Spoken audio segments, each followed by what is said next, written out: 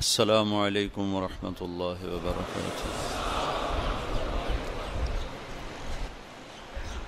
الحمد للہ الذی لا نحصی ثناء علیہ وهو كما اثنى على نفسه۔ الحمد للہ الذی بیدہ الملک وهو على كل شیء قدیر۔ هو الأول والآخر والظاهر والباطن وهو على كل شيء قدير۔ الحمد لله الذي خلق فسوى والذي قدر فهدى والذي أخرج المرعى،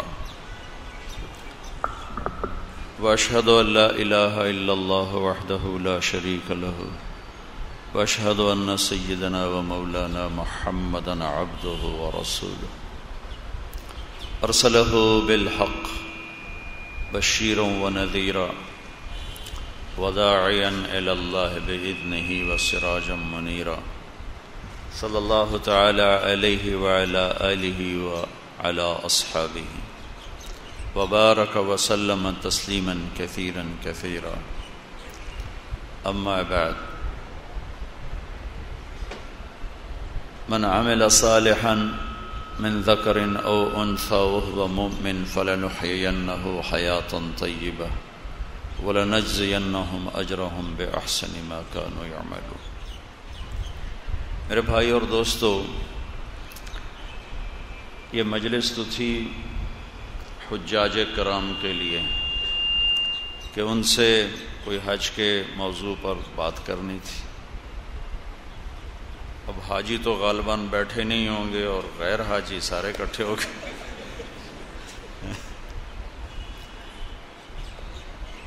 اللہ تعالیٰ آپ کا آنا قبول فرمائے۔ دین کی نسبت سے جمع ہونا اللہ کو پسند ہے، اللہ کی بات سننا اللہ کو پسند ہے، تو اس لیے آپ سارے ہی میرے لیے تو محترم اور معزز ہیں کہ آپ سب بھائی تشریف لائے۔ اللہ تعالیٰ آپ کو اس کی جزائے خیر عطا فرمائے۔ اور اللہ نے بھی کہا ہے ذکر فإن الذکر تنفع المؤمنین، کہ اے میرے حبیب آپ اپنے ساتھیوں کو یاد دہانی کرواتے رہیں، یاد دہانی کرواتے رہیں، کروائیں نہیں، کرواتے رہیں مسلسل۔ تو یہ عمل مسلسل ہے جو روح کی تازگی کا سبب بنتا ہے، جیسے کھانا اور پینا ایک عمل مسلسل ہے جو جسم کی تازگی کا سبب بنتا ہے۔ اسی طرح اللہ اور اس کے محبوب کی باتوں کو سننا، بار بار سننا، یہ روح کی قوت، صحت اور تازگی کا سبب ہے۔ اللہ آپ کا آنا مبارک کرے۔ دین زندگی گزارنے کا وہ طریقہ ہے جسے اللہ تعالیٰ نے اپنے بندوں کے لیے پسند کیا۔ انسان میں ذاتی طور پر اتنی سمجھ نہیں ہے کہ یہ اپنے لیے زندگی کا کوئی طریقہ خود بنا سکتا، تو اس کو اللہ تعالیٰ نے ہمیشہ آسمان سے ایک نظام دیا کہ یہ ہے، اس پہ چل، لیکن مجبور نہیں کیا، اختیار دیا ہے۔ دو راستے ہیں، وَهَدَيْنَاهُ النَّجْدَيْنِ، نجد، ہم نے تمہیں دو راستے دکھائے، حالانکہ نجد کا مطلب راستہ نہیں ہے۔ تَمَتَّعْ مِنْ شَمِيمِ عَرَارِ نَجْدٍ فَمَا بَعْدَ الْعَشِيَّةِ مِنْ عَرَارِ، نجد کہتے ہیں وہ زمین جس میں پہاڑی سلسلے زیادہ ہوں۔ تو اللہ تعالیٰ کہہ رہا ہے ہم نے تمہیں دو پہاڑ دکھا دیے، چونکہ پہاڑ دیکھنا آسان ہے، اونچے ہوتے ہیں، بڑے ہوتے ہیں، دور سے نظر آتے ہیں، اوجھل نہیں ہو سکتے، چھپ نہیں سکتے، دھوکہ نہیں لگ سکتا۔ تو اللہ تعالیٰ نے صحیح راستے اور غلط راستہ، اس کے لیے دو بڑے خوبصورت لفظ استعمال کیے، النجدین، واہ، النجدین، کہ ہم نے تمہارے لیے دو پہاڑ ظاہر کر دیے ہیں، ایک سفید ہے، ایک کالا ہے، ایک روشن ہے، ایک سیاہ ہے۔ الحمدللہ الذی خلق السماوات والارض وجعل الظلمات والنور جس نے اندھیرا بھی بنایا اجالا بھی بنایا، روشنیاں بھی رکھی اندھیرے بھی رکھے۔ تو ہم نے تمہیں دو راستے بتائے اور اتنے واضح کر کے بتائے ہیں جیسے پہاڑ کو دیکھنے میں کوئی شک نہیں ہوتا، ایسے ہی سچائی کا راستہ اتنا واضح ہے کہ اس کو سمجھنے میں کوئی شک نہیں، اور جھوٹ کا راستہ اتنا واضح ہے کہ اس کو غلط جاننے سمجھنے میں کوئی شک نہیں، واضح۔ جیسے اللہ کے نبی نے اس سے ملتا جلتا الحلال بین والحرام بین، حلال بھی واضح ہو چکا ہے، سورج کی طرح روشن ہے، اور حرام بھی واضح ہو چکا ہے، ایک ایک چیز اس کی کھلی ہوئی۔ اب جھوٹ بولنے والا یہ کبھی نہیں کہتا کہ میں ٹھیک کر رہا ہوں، وہ تو غلط ہے، لیکن میرے کاروبار کی مجبوری ہے، میرے پیشے کی مجبوری، 100 عذر بہانے اپنے لیے انسان پڑھ لیتا ہے۔ سچ بولنے والا وہ اس یقین کے ساتھ سچ بولتا ہے کہ یہ سیدھا راستہ۔ پانی دینا۔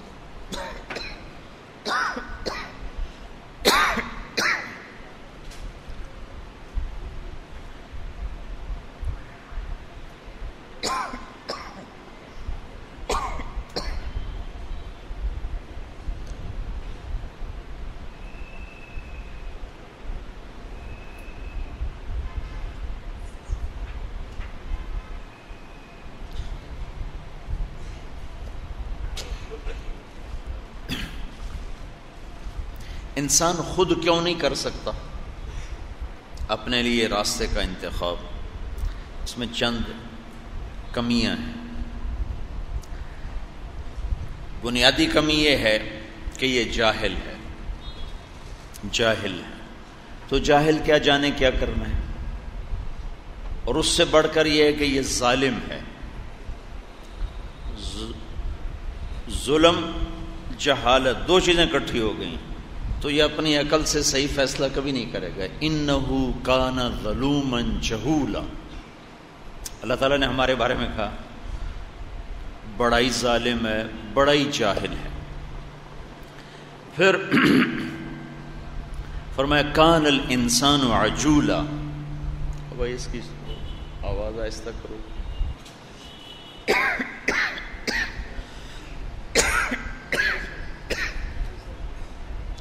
گونج ہے آواز میں۔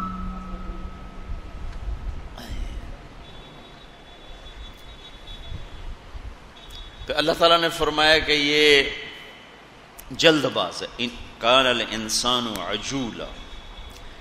تو ایک اس کے اندر ظلم، ایک جہالت،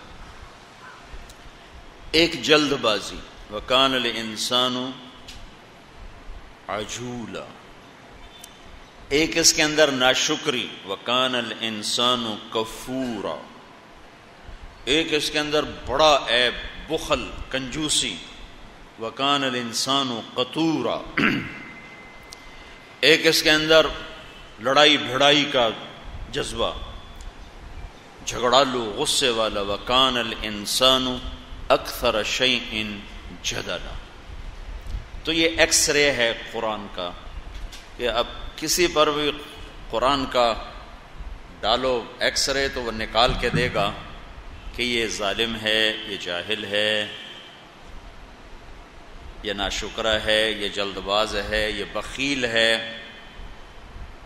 بہت زیادہ لڑنے جھگڑنے والا ہے، دین کے نام پہ بھی لڑے گا، دنیا کے نام پہ بھی لڑے گا، سیاست کے نام پر بھی لڑے گا، روٹی پر بھی لڑے گا، حکومت پر بھی لڑے گا، پتہ نہیں کن کن چیزوں پر یہ لڑے گا۔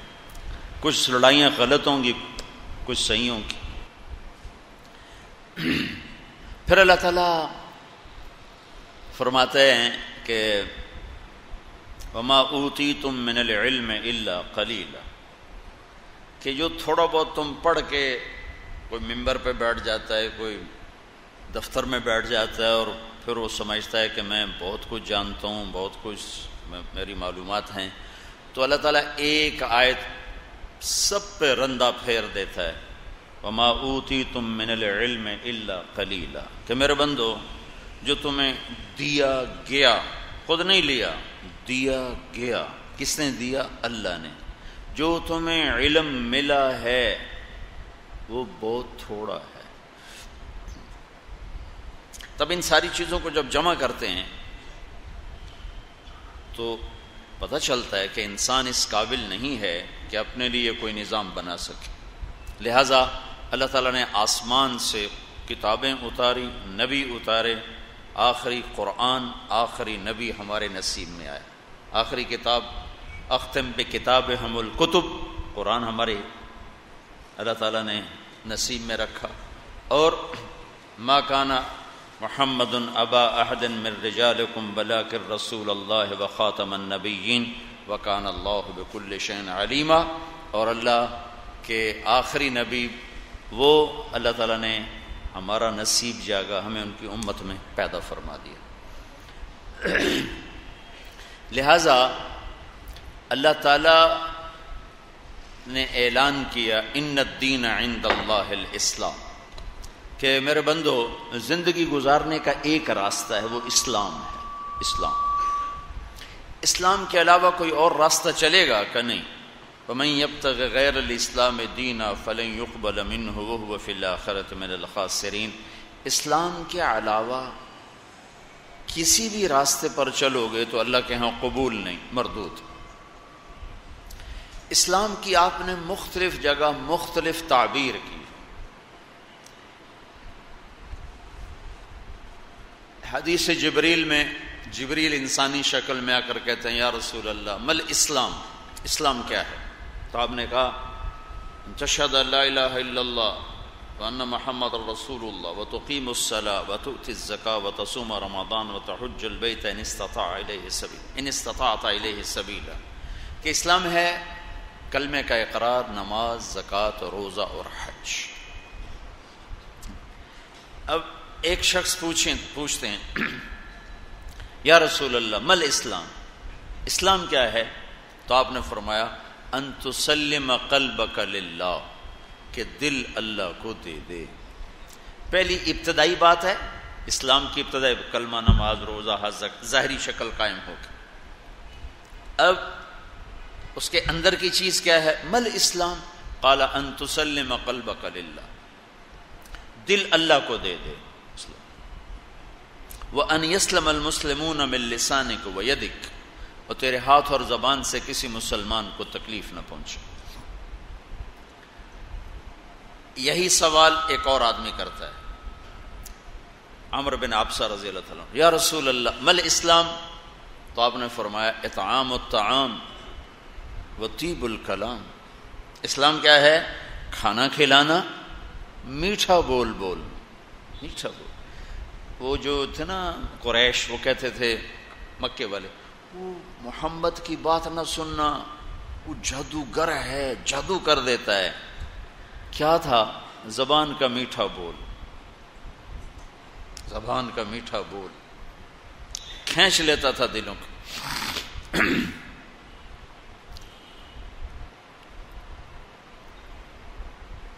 ایک بڑے عرب سردار ہیں ضماد، ان کو قریش نے اتنا ڈرایا کو کہنے کہ میں نے کانوں میں روئی ڈال لی کہ میں اس کی سنوں گا ہی نہیں۔ تو کہ میں طواف کر رہا تھا تو میں نے ایک بڑے خوبصورت شکل کا نوجوان دیکھا جو نماز پڑھ رہا تھا، تو میں نے پوچھا یہ کون ہے؟ چمکتا چہرہ، ظاہر الوضاء ابلج الوجہ، چہرہ روشن نورانی، واسع الجبین، ماتھا کشادہ، عظیم الہامہ، سر بڑا، شدید و سواد الشعر، سیاہ کالے بال، ازہر اللون، کلیوں جیسا چمکتا ہوا رنگ، پھول میں پھر بھی تھوڑی چمک کم ہو جاتی، کلی میں چمک زیادہ ہوگا، ازہر اللون، کلیوں کی طرح چمکتا ہوا رنگ، فی عینیہ دعج، آنکھیں حسین لمبی موٹی، فی لحیتہ کثافہ، داڑھی بڑی خوبصورت گھنی، فی عنقہ سطع، گردن سراہی دار لمبی، فی صوتہ سحل، آواز میں ایک پکڑ، روب بھی، لطافت بھی، جمال بھی، جاذبیت بھی، لم تعبہ ثجلا ولم تزری بہ ثقلا، ایسے موٹے نہیں تھے کہ بدصورت نظر آئیں. کتنے لوگ ہیں پیٹ ادھر ہوتا آپ ادھر ہوتے، پیٹ سجے پاسے آپ کھبے پاسے، پیٹ کھبے پاسے آپ سجے پاسے، کھو کھو کھو کھو فنائی پھیر دیں. تو لم تعبہ ثجلہ، ایسے موٹے نہیں تھے کہ بدصورت ہو جائیں. لم تزری بہ ثقلہ، اور ایسے پتلے بھی نہیں تھے کہ جویں ہینگر تے کپڑا ٹنگیا ہوئے، ایسے پتلے بھی نہیں تھے کہ بے روب نظر آئیں. یہ ایک اماں ہے ام معبد، اس نے جو ہمارے نبی کا حلیہ بیان کیا ہے، 14 صدی سے مولوی تھک رہے ہیں کہ ان کا ترجمہ کیسے کریں. علماء کو اس نے پسینے نکلواتے. رأیت رجلا ظاہر الوضاء ابلج الوجه لم تعبه سجلہ لم تزر به ثقلہ حسن الخلق وسیم قسیم فی عینیہ دعج فی لحیتہ کثافہ فی صوتہ سحل فی عنقہ سطح.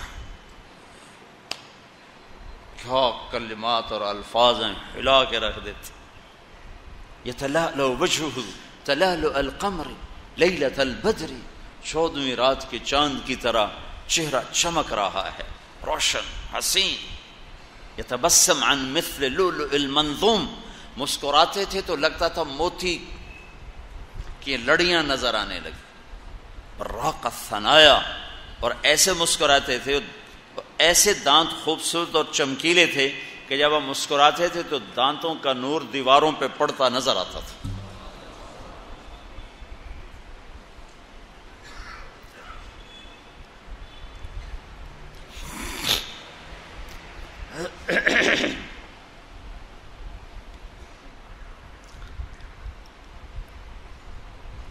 مل اسلام، مختلف جگہ تعبیر آ رہی، مختلف جگہ پر. ایک جگہ کہہ رہے ہیں کلمہ، نماز، روزہ، زکوٰۃ، روزہ، حج. دوسری جگہ آ رہا ہے مل اسلام، دل اللہ کو دے دو، ہاتھ اور زبان سے کسی کو تکلیف نہ پہنچاؤ. مل اسلام کا اطعام الطعام وطیب الکلام، میٹھا بول بولنا اور کھانا کھلانا. میٹھا بول کھانا کھلانا. تو آپ کے بول ایسے میٹھے ہوتے تھے جس پر میں نے بات کی. کو نہ سننا نہ سننا نہ سن، جادو کر دیتے. کون ہے یہ؟ زماد پوچھ رہے ہیں یہ کون ہے؟ وہ چہرہ ہی ایسا تھا کہ آدمی کھچ جاتا تھا. کہیے وہی ہوا ہوا ہوا ہوا وہی ہے وہی ہے. بڑے زمانے کے بعد تبلیغ کے بارے میں یہ بات سن، وہ تبلیغ والوں کے قریب نہ جانا، جادو کر دیتے. میرے والد صاحب رحمۃ اللہ علیہ بڑے زمیندار اور کیا روب رکھ رکھاؤ، اور آگے میں مولوی بننے کو تیار. اور ہمارے ماحول میں مولوی کم ہی ہوتا تھا 70 کی دہائی میں. تو وہ کہیں اے رائمن ڈالیا میرے پتر تے جادو کر دیتا ہے، یہ سارے جادوگر بیٹھے ہوئے ہیں، انہیں میرے پتر دا بیڑا بوڑ چھڑیا. اور پھر بڑی بڑی گالیاں 2 من کی. اب وہ تو میں نہیں کہہ سکتا. وہ جادوگر ہے، جادو کر دیتا ہے. طیب الکلام، سحر حلال. کسی کو اپنا بنانا ہو تو اس کے ساتھ میٹھا بن کے بول. اس کو پہلا لفظ ہی کو تو ہے ہی غلط تو تمہارے قریب ہے. عامر خان سے میری ملاقات ہوئی حج پر، تو اگر میں پہلے ہی بول میں کہتا یار کیا تو حرام کام کر رہا ہوں انو چاہ کے باہر سٹ. اس کے ساتھ 10 باڈی گارڈ تھے. سب تو پہلے تھا مولوی نو ہیٹھوں سٹو، لفٹ تو بغیر 6ویں منزل تو ہیٹھوں سٹو. اس کا دل لگانے کے لیے 1.25 گھنٹہ میں نے کیا کیا باتیں کی، تب جا کر اس کا دل کھلا. اور مجھے شاہد افریدی نے کہا تھا مولانا آدھا گھنٹہ ہے میکسیمم 1.25 گھنٹہ، اس کے بعد نہیں بیٹھنا ہے. لیکن 1.25 گھنٹے میں اتنا اللہ نے اس کا دل کھول دیا، وہ قریب ہو گیا. تو میں نے کہا جی ہمارا ٹائم ختم. کہا نہیں نہیں نہیں آپ نے نہیں جانا، بیٹھیں. ادھر گئے، ایک طرف ہو کے ڈرائنگ روم میں بیٹھے. تو جب وہ پوری طرح ریلیکس ہو گیا اور اس کا خوف نکل گیا، اس نے تو مجھے دیکھا تو کبھی ہون فتویٰ آیا تو پکا دوزخی ہے بھائی. جو میں نے جنید جمشید کے ساتھ کیا وہی اس کے ساتھ کیا. اگر میں جنید جمشید کو جاتے کہا تو وہ حرام کھانا ہے. میں نے ایک دفعہ اسے فون کیا, میں نے کہا میں کراچی آ رہا ہوں, تمہارے گھر کھانا کھاؤں گا. کہنے لگا میرے گھر؟ میں نے کہا تمہارے گھر. میرے گھر؟ میں نے کہا ہاں تمہارے گھر. میرے گھر؟ میں نے کہا تمہارے گھر. کہا یہاں تو کوئی بھی نہیں کھاتا, کہتے تیری حرام کمائی ہم نہیں کھائیں گے. میں نے کہا وہ بڑے مولوی, میں چھوٹا مولوی, میں کھا لوں گا. میں کسی کو قریب کرنے کا یہ راستہ تھوڑا ہی. میٹھا میٹھے بول میں جادو ہے. تو تبلیغ میں یہ تھوڑا سا عمل ہوا, تھوڑا سا, تو کتنی دنیا کھنچتے کھنچتے کھنچتے کھنچتے کہاں چلی آئی. پھر اس نے بیچ میں شیو کرا دیا, 3 چلے لگانے کے بعد بھی دوبارہ چلا گیا, اور لوگوں نے تانے دے دے اسے فنا کر دیا. پھر میں نے اسے فون کیا, میں نے کہا مجھ سے آ کے ملو. کہنے لگا کس منہ سے ملوں, یعنی میں تو داڑھی منڈا. کہنے لگا کس منہ سے؟ میں کہا جو تیرا ہے اسی منہ کے ساتھ ہو. اتنی جلدی تو پلاسٹک سرجری نہیں ہو سکتی.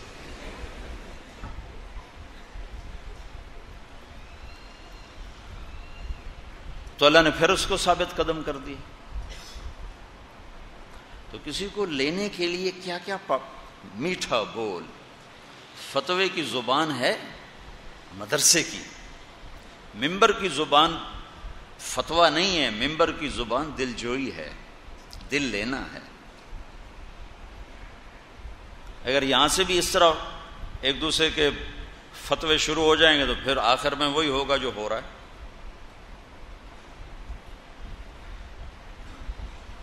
اب پونا گھنٹہ 50 منٹ پوری طرح کھل کے بیٹھ گیا.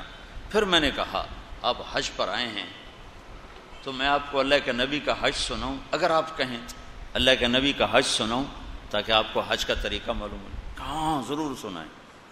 پھر میں شروع ہوا اور وہ ایسے بیٹھا ایسے, اور 1.25 گھنٹہ وہ یہاں سے یوں نہیں ہوا, 1.25 گھنٹہ ایسے. بیچ میں افریدی میرے پاس بیٹھا تھا, تو وہ جب کوئی گھنٹہ گزر گیا تو اس نے مجھے یوں, جیسے کوئی خطیب لمبا ہو جائے پیچھے ایک بیٹھا ہوتا ہے نیچے, وہ اس کا ایسے پیر دباتا ہے, جی تھوڑے 10 منٹ پورے ہو گئے, تھوڑے 15 منٹ پورے ہو گئے. تو اس نے مجھے یوں دبایا. میں نے کہا عامر بھائی چلے جائیں, اجازت؟ نہیں اب نہیں جانا, بیٹھ. پھر کوئی 20-25 منٹ گزرے, پھر اس میرا, پھر میں کہا عامر بھائی اگر آپ بور ہو رہے تو ہم چلے جائیں, مجھے بہت مزہ آ رہا ہے آپ کی باتوں سے, آپ نہیں جانا, بیٹھے رہیں. پھر وہ شاہد بھی چپ ہو گیا. 2 گھنٹے ملاقات کی, اور 1.25 گھنٹہ میں بولتا رہا, ایسے بیٹھ کے سنتا. بیچ میں کچھ لوگ ملنے آئے تو اس کے چہرے پہ ناگواری آ گئی کہ یہ آئے کیوں, لیکن ان سے مل کر پھر آ کے بیٹھ گیا.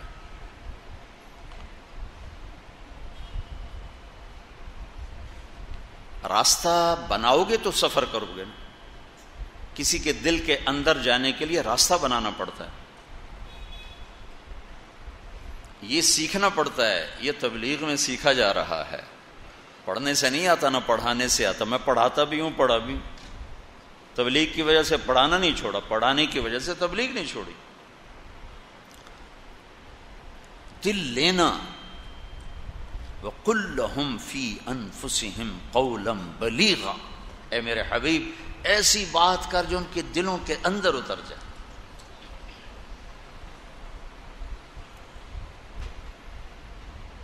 دو گھنٹے گزرے گا, اس نے اپنا ٹیلی فون نمبر دیا. حج کے بعد پھر میں نے فون کیا کہ ایک ملاقات اور ہو جائے. کہا ضرور ہو جائے. اگلے دن اس کا فون آ گیا کہ میری ماں نے کہا ہے میں نے مدینے جانا ہے, تو میں مدینے چلا گیا ہوں. میں مدینے حج سے پہلے ہو کے آ گیا تھا. میں نے کہا میں آ جاتا ہوں, ٹائم دو مجھے. انہوں نے کہا 4 سے 6, 4 سے 6, عصر کی نماز کے فوراً بعد سے لے کر مغرب کی نماز تک. 4 بجے ہم نیچے پہنچے, 4:15 ملاقات ہوئی. 4:15 سے 10:30, 6.25 گھنٹے وہ آدمی ہلا نہیں. تو اتنی دیر میں تبلیغ کرتا رہا. وہ کچھ اس کی سنی کچھ اپنی سنائی، اس کو ہنسایا کچھ خود ہنسے، بیچ بیچ میں اپنا بھی ڈوز ڈالتے رہے.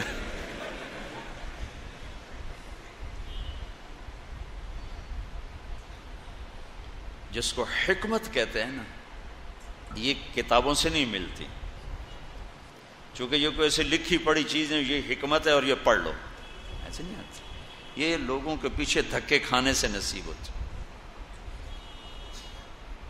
میں شروع میں مدرسے سے فارغ ہو کر سال لگا کے میں گھر گیا تو ہمارے علاقے کے بڑے ذمہ دار تھے، ابا جی مرحوم کے دوست تھے.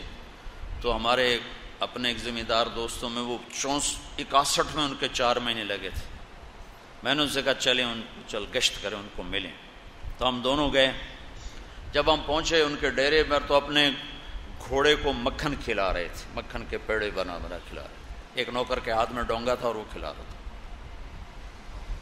مجھے دیکھ کر اس نے مجھے پہچان لیا. جو ساتھ والے تھے ان کو تو میں لے کر آیا تھا، راجہ میر سلطان صاحب سارے مرحوم ہو گئے. تو چونکہ ابا جی سے ان کا تعلق تھا تو انہوں نے میرا پتر کیا حال ہے، خیر ہے، ٹھیک ہو، کیوں آئے ہو؟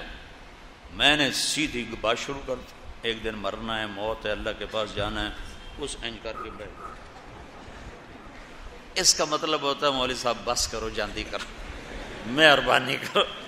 یہ چونکہ وہ یہ تو کہہ نہیں سکتا میاں اللہ بخش کا بیٹا ہے، میں کیسے کہوں کہ پتر بس کر، لہذا یہ آسان جواب ہے. تو مجھے پتہ چل گیا کہ اے تا گال اندر جاندی ہی نہیں پئی، لہذا میں چپ کر کے بیٹھ گیا. اب یہ راجہ میر سلطان مرحوم انہوں نے بات شروع کی. کیسے بات شروع کی؟ بات دین کی کرنی ہے، لیکن شروع کہاں سے کی؟ مار فاضل، متوجہ کیا، مار فاضل تیرے گھوڑے دے پیر خراب ہیں. وہ گھوڑوں کو پورے ہمارے علاقے میں سب سے زیادہ جاننے والا ذمہ دار تھا. تو مار فاضل کا مراقبہ یوں ٹوٹ گیا، وہ جو અહીં بیٹھا ہی نا ایک دم અહીં ہوا، یہ تو سنب خراب ہے. وہ واقعی خراب تھے. پھر اس کے ایک نقص گردن میں بتایا، ایک اس کی پیچھے کمر پہ بتایا. مار فاضل کے دونوں آنکھیں ایسے کھل گئیں، 26 کروڑ بلب سارے کھل گئے. 13 کروڑ ادھر ہیں، 13 کروڑ ادھر، 26 کروڑ. 15-20 منٹ اس کو گھوڑے پہ چڑھاتا رہا، اتارتا رہا، چڑھاتا رہا، اتارتا رہا. پھر اس کو دین کی بات پہ لیا. وہ 5 وقت کا نمازی بن گیا. مرتے دم، تبلیغ میں تو نہیں نکلا لیکن مرتے دم تک 5 وقت کا نمازی بن کے مرا. تھوڑی بات ہے. پتا مارنا پڑتا ہے. میں بیٹھا تھا رائمنڈ، تو ایک لاہور کا ساتھی ہے، کہا جی لاہور میں مبارک سینما ہے، اس کا مالک آ رہا تھا کچھ دنوں سے رائمنڈ، اس کو اچھا لگ گیا. تو آج وہ کچھ چیز لایا تھا ایک مقیم رائمنڈ میں جو لوگ ہر مہینے دیتے ہیں، ان کو پیش کی. تو انہوں نے کہا جی میں معذرت خواہ ہوں، آپ کی کمائی حرام ہے، میں نہیں کھا سکتا. تو بہت زیادہ دل برداشتہ بیٹھا. میں نے کہا اس کو لے آؤ، جلدی سے لے آؤ. وہ میں عربوں کے کمرے میں تھا. جی بھائی خیریت؟ کیا نام ہے؟ ہارون. کیا کام کرتے ہیں؟ مجھے کوئی چھوٹا موٹا کام ہے. مجھے تو پتہ چل گیا سر، مجھے کوئی چھوٹا موٹا کام ہے. میں نے کہا کیا کام ہے؟ مجھے چھوٹی موٹی تجارت ہے. میں نے کہا جی کیا تجارت ہے؟ پھر بس سینما ہے. میں نے کہا کون سا سینما؟ کہا جی مبارک. مبارک جس میں نے شمع اور پروانہ دیکھی تھی؟ وہ آپ کے سینما میں تو میں نے بہت فلمیں دیکھی. آپ کے والد صاحب کی پہلے فوٹو آتی تھی، چودھری مبارک کی پیچھے سیڈ ساؤنڈ ہوتا تھا، پھر اس کے بعد فلم چلتی تھی. وہی ہے نا؟ ہاں جی وہی ہے. کچھ عرصہ بعد 3 چلے لگا لی. 3 چلے، اتنی بڑی داڑھی. سینما بھی بک گیا. فیصلہ آباد کو سینما کے مالک نے سینما کے اندر پہلے میرا بیان کروایا، پھر اس کو توڑا. مل اسلام اطعام الطعام و طیب الکلام. میٹھا بول بولنا، کھانا کھلا. تمہارے کراچی والے اگر یہ ایک چیز پہ عمل شروع کر دیں تو یہ سب لڑائیاں، قتل غارت ختم ہو جائیں.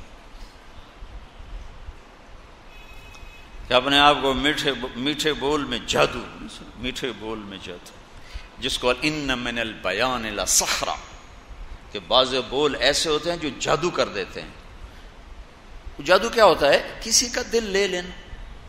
یہ بسیں ہیں نا، ہماری بسیں اور ٹرک، ان کے پیچھے بڑے عجیب عجیب ملفوظات ہوتے ہیں، کبھی پڑھا کرو۔ میری تو زندگی گزر گئی 30 سال سے سڑکوں پر چل چل چل، تو اس ٹرکوں اور بسوں کو دیکھ کر میرے ذہن میں ایک علم آیا ہے کہ جب نئی بس نکلتی ہے تو اس کے پیچھے لکھا ہوتا ہے ویکھ ٹور چکوری دی۔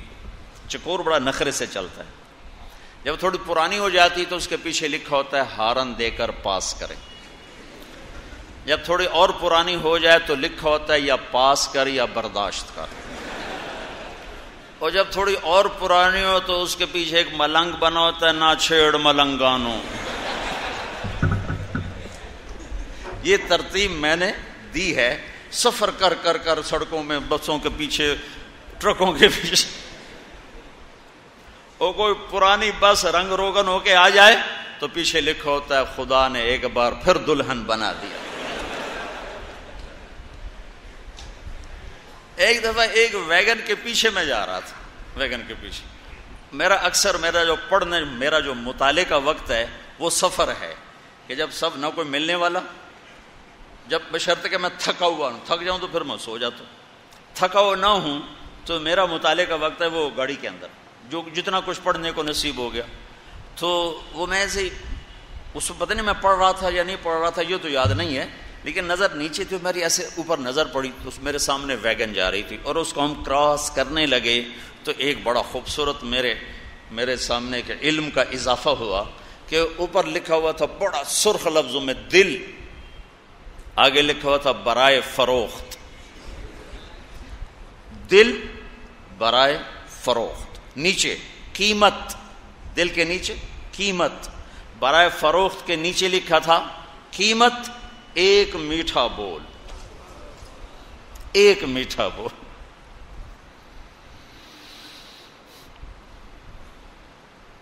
بھائیو، زبان کے بول میٹھے کرو، لوگوں کو کھانے کھلاؤ، لوگوں سے درگزر کرو، لوگوں کو معاف کرو، کمیوں پہ پردے ڈالو، خذ العفو۔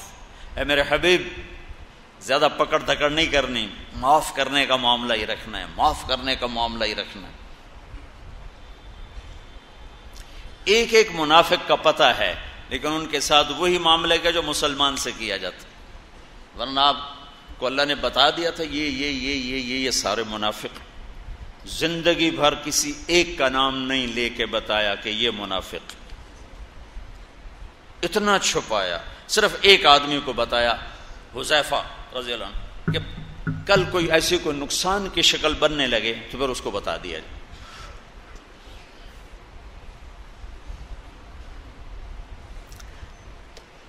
ایک منافق کا نام ہے ذوالخویصرہ،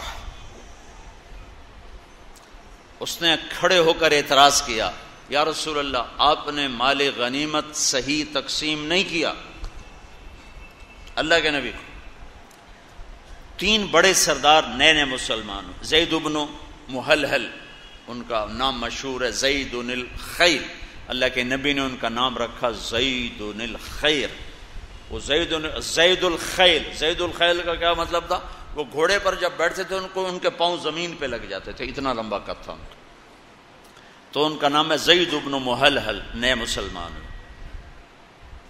اقرع بن حابس تمیمی، نئے مسلمان۔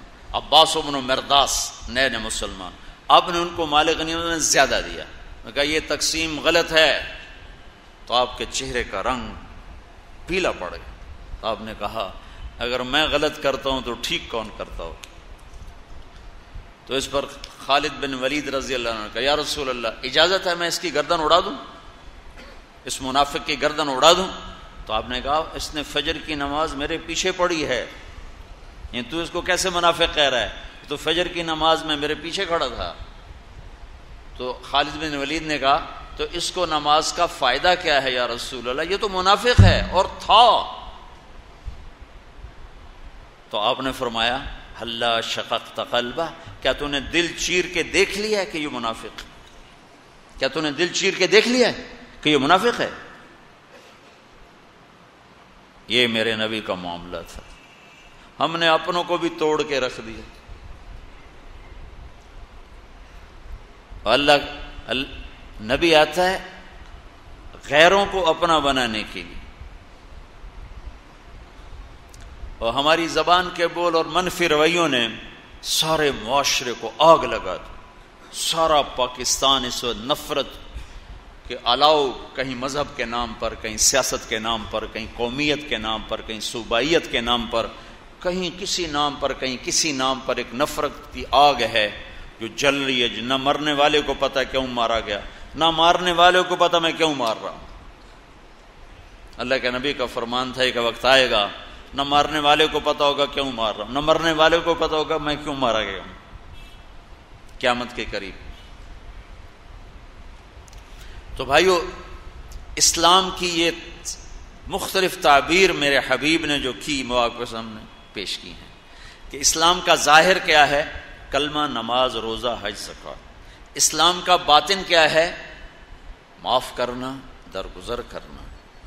اسلام کا باطن کیا ہے؟ دل اللہ کو دے دینا. اسلام کا باطن کیا ہے؟ ساری دنیا کے انسانوں کے لیے ہمدرد بن جانا اور ساری امت کے لیے خیر خواہ بن جانا. ہمارے استاد صاحب فرمایا کرتے تھے جو جتنا دین سے دور ہے اتنا زیادہ اس سے پیار کرو.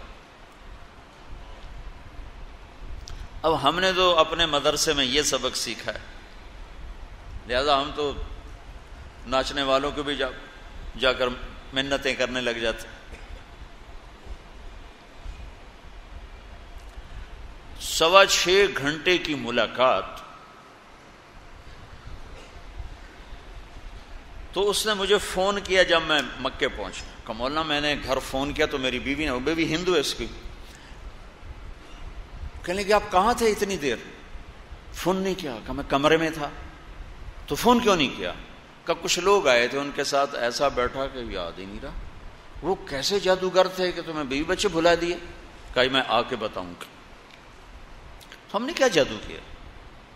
ایک مسلمان ہے، اس کو عزت دی ہے. وہ نافرمان ہے، اس کا معاملہ اللہ کے ساتھ ہے، میرے ساتھ تو نہیں. میں تو اس لیے میں محنت کر رہا ہوں، خوش آمد کر رہا ہوں کہ اللہ کرے یہ اس سے نکل آئے، اس سے نکل آئے.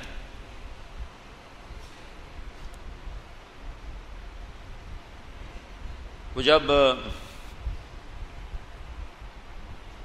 وہ چلا گیا انڈیا تو میرا فون پہ بھی رابطہ اور میسج پہ بھی رابطہ. اب ایک ایسے چکر میں پھنسا، رائمنڈ کا اجتماع ہو رہا تھا، اس کا میسج آیا کہ میری فلم آ رہی ہے تلاش، اس کی کامیابی کے لیے دعا فرمائیں. میں کہا ابھی مر گئے ہوں کی کر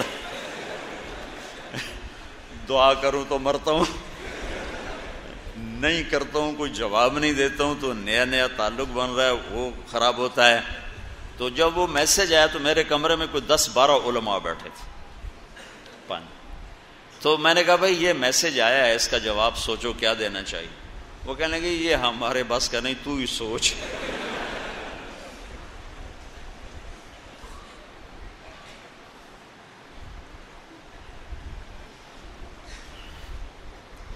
میں سارا دن سوچتا رہا، مجھے کچھ سمجھ میں نہ آئے کہ ایک حرام کے لیے میں کیا تعویل کروں. ایک مولوی صاحب کے پاس ایک گیا شخص، کہا جی میں نے بیوی کو 3 طلاق دے دی، کوئی گنجائش کوئی. اس نے ایسے جیب سے لفافہ نکالا اور سرانے کے نیچے رکھ دیا. کہا جی کوئی گنجائش؟ کہا اچھا سوچتے ہیں.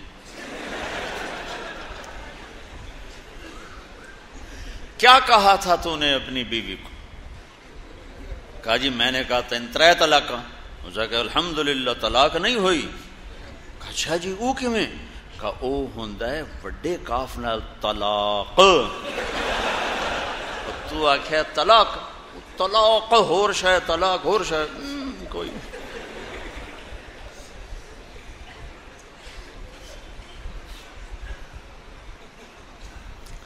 اب میرے لیے مسئلہ بنا ہوا کہ اب میں کیا کروں، حرام کو حلال تو کر نہیں سکتا، دعا کیسے کروں، دعا بھی نہیں کر سکتا، اور اس کو جواب بھی ضرور دینا ہے۔ اگلے دن پورے 24 گھنٹے گزر گئے، صبح 10 بجے کی بات، اگلے دن 10 بج گئے، پھر ظہر، پھر عصر، میں عصر کی نماز کا وضو کر رہا تھا تو اللہ تعالیٰ نے ایک مضمون میرے دماغ میں اتارا۔ جو 2 نشستوں میں اس کے پاس بیٹھا، وہ بہت نفیس انسان، اس کو دین کا پتہ نہیں، اگر اسے کوئی بتانے والا ہو تو بہت اعلیٰ درجے کا مسلمان، بعض ہیروں پہ راکھ آ جاتی ہے، مٹی آ جاتی ہے، گرد و غبار آ جاتا ہے۔ تو میں نے اسے میسج لکھا کہ عامر بھائی، جو لوگ تخلیقی ذہن رکھتے ہوں یہ دنیا میں بہت تھوڑے ہیں، تخلیقی ذہن، کوئی چیز بنانے والے بہت تھوڑے، پیچھے چلنے والا سارا جہان ہے، لیکن تخلیقی ذہن یہ اللہ کی عطا اور بہت بڑا گفٹ ہوتا ہے، یہ اللہ تعالیٰ کسی کسی کو دیتا ہے۔ آپ کے ساتھ 2 مجلس میں نے یہ دیکھا کہ اللہ نے آپ کو یہ بہت اعلیٰ ذہن دیا ہے، آپ بہت بڑے تخلیق کار ہیں، کلاکار ہیں۔ تو جو لوگ تخلیقی ذہن رکھتے ہیں وہ کامیابی ناکامی سے نہیں ڈرتے، اپنے کام سے کام رکھتے ہیں۔ دعا گو طارق جمیل۔ 5 منٹ کے بعد اس کا میسج آیا کہ آپ نے ٹھیک لکھا ہے، بس آپ میرے لیے دعا کریں۔ جان بھی بچ گئی، غلطی سے بھی بچے، اس کا دل بھی رکھ لیا۔ پھر کوئی مہینے بعد میرا سفر تھا اس طرف نیوزی لینڈ اور فیجی کا، راستے میں ہانگ کانگ آتے جاتے سٹاپ تھا، ہانگ کانگ سے میں نے اسے فون ملا ہے، میسج دیا کہ میں آپ کو فون کر سکتا ہوں۔ میں فون کا بڑا ستایا ہو، ایسے نمبر پہ ہاتھ رکھتے ہیں، ٹنا ٹن ٹنا ٹن، میں کاٹ رہا ہوں پھر ٹن، میں کاٹ رہا ہوں پھر ٹن، میں کاٹ رہا ہوں پھر ٹن، یعنی ان کو اتنا ہوش نہیں ہے کہ ایک مصروف آدمی ہے، وہ اپنی زندگی میں بچوں کو بھی پورا وقت نہیں دے سکا زندگی بھر، تو اور میرا اس کی شناسائی بھی نہیں ہے، اور کیے جا رہا ہے کیے جا رہا ہے کیے جا رہا ہے کیے جا رہا ہے کیے جا رہا ہے۔ بہت بڑی ایذا ہے یہ، بہت بڑی تکلیف دہ بات ہے۔ جو لوگ مصروف ہوں کسی بھی چیز میں، تمہاری شناسائی بھی نہیں، انہیں فون نہ کرو، انہیں میسج کرو، یہ میرا نام ہے، میں آپ سے بات کرنا چاہتا ہوں، ہو سکتی ہے۔ لیکن میرے ساتھ یہ ہوتا ہے، ایک مرتبہ میں رات کے 12 بج رہے ہیں، میں نے کہا 12 بج گیا، میں سو کے اٹھوں شاید مشکل ہو جائے، میں نے کہا تہجد پڑھ کے سوتا ہوں، میں شروع کر دوں۔ وہ فون چارجنگ پہ لگا تھا، کھلا رہ گیا، اس پہ گھنٹیاں شروع ہو گئی، گھنٹیاں شروع ہو گئی۔ جب میں فارغ ہوا تو میں نے کہا مختلف فون ہوں گے، ایک نمبر سے 80 کال تھی، 80۔ میں کو بڑے جگر والا ہے بھائی،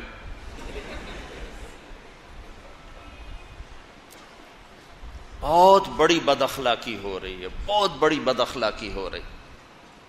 میں سوئٹزرلینڈ گیا تو ان کا ہم کسی کو موبائل پہ فون نہیں کرتے، ہم میسج کرتے ہیں کہ اگر آپ اجازت دیں تو میں کال کر لوں، یا وہ پھر کال کر لیتا ہے یا وہ کہتا ہے کہ ہاں آپ کال کرو، تو ہم کال کرتے ہیں، ہم کال نہیں کرتے۔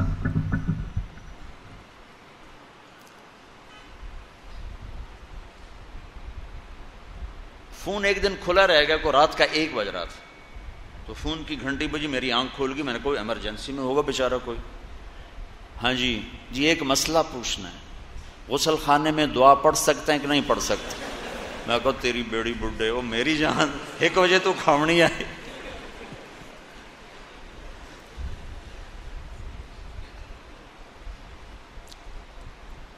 اس موبائل نے بہت بد اخلاق بنایا ہے۔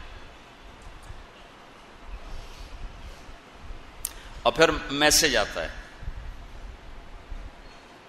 اگر میں وزیر اعلیٰ ہوتا پھر تو تم میرا فون ضرور سنتے، اگر میں چودھری شجاعت ہوتا، اگر میں شہباز شریف ہوتا، اگر میں سعید انور ہوتا، اگر میں جنید جمشید ہوتا، ان سب کے کبھی کوئی کبھی نام، تو پھر تو تم میرا فون سنتے، غریبوں کے کہاں سنو گے؟ کسی کی خلوت میں مداخلت، یہ اللہ تعالیٰ نے سختی سے روکا. کسی کی خلوت میں مداخلت. میں قیل لکم ارجعوا فارجعوا، دروازے پر جاؤ دستک دو، کوئی جواب نہیں ہے واپس چلے جاؤ. تو اتنے سخت میسج، اتنے بد تہذیبی کے میسج، یا تو مجھے حضرت لکھ رہے ہیں اور مولانا لکھ رہے ہیں، میں نے جواب نہیں دیا تو ہے ہی متکبر. یہ اخلاقی سطح بہت گری ہوئی ہے ہماری، بہت پست ہے اخلاقی سطح. اس سے میرے عزیزو اکثر نوجوان سبق سیکھو. کسی کو تنگ کرنا حرام ہے.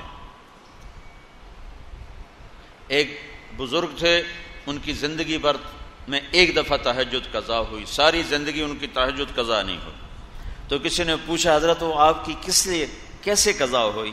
کہ میں سفر میں تھا، ایک جگہ قیام تھا، تو میں اٹھا تہجد کے لیے، تو دروازے کے سامنے ایک آدمی سویا ہوا تھا، تو مجھے خیال آیا کہ میں اس کے قریب سے گزروں گا تو اس کی آنکھ کھل جائے گی، تو اس کو تکلیف پہنچے گی.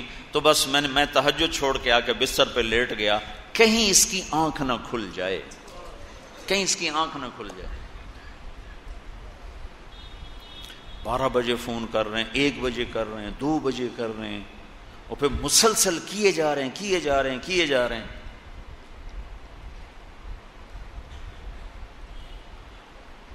اب میں کوئی کاروباری تو ہوں نہیں کہ ٹوائلٹ میں بیٹھ کے ہاں بھائی کر دو سودا، لے لو، بیچ دو، رکھ لو، ساتھ پیشاب کر رہے ہیں ساتھ فون سنو. مجھے تو ایسی کوئی مجبوری نہیں ہے کیونکہ میرا کاروبار جا رہا ہے.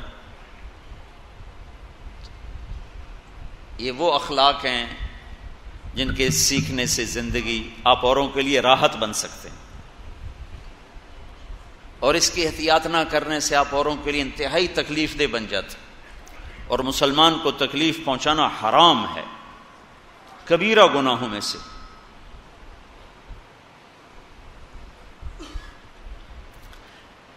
تو بھائیو،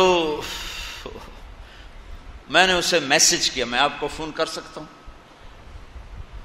تو میسج کے بجائے اس کا فون آ گیا. کہا کہ میں اس وقت دلی میں ہوں اور ایک میٹنگ میں ہوں اور میں بات کر رہا تھا، تو میری نظر پڑی آپ کے میسج پر، تو میں میٹنگ چھوڑ کے باہر آ گیا ہوں اور اب آپ سے بات کر کے دوبارہ جاؤں گا. اور پھر کہنے لگے آپ کی دعا سے میری فلم کامیاب ہو گئی. میں کہا یا اللہ میں کوئی نہیں کی تھی دعا، تو سن لے، میں کوئی نہیں کی تھی. میں نے کہا آپ کی دعا سے میری فلم کامیاب ہو.